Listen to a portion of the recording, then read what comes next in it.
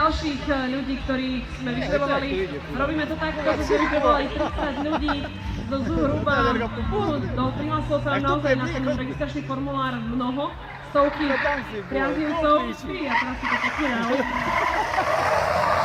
Šok to vizuje gumu z toho. Takže elektromobil má naozaj veľký úspech ľudí taktiež. Dúfam, že aj vy, ktorí si idete ako náhodní okolo jednice, sa dostanete na rad. Robíme to takto, že tí vyžrebovaní majú právo sadnúť si na predné sedadlo k Ďodimu. Všetci ostatní, ktorí chodíte ako náhodníci, tak ste v podstate vzadu a sedíte akoby dieťa v aute. Ale myslím si, že ten zážitok z toho je určite porovnateľný. Takže ďakujeme zatiaľ veľmi pekne. Aké to bolo? Vy idete úplne usmiatý, celý šťastný? Výborné. Len keď to bola S1. Takže vy nie ste veľký fanúšik elektromobilov, či? Nie taký slabý. Nie taký slabý? A ste videli, že je silnejšie?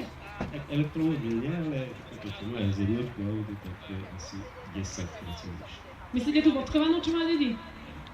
Tak tá bodkovaná, no ako jasné, tak to je legendár, tak na tej, keď pridá. Samozrejme, my sa teraz práve snažíme ukázať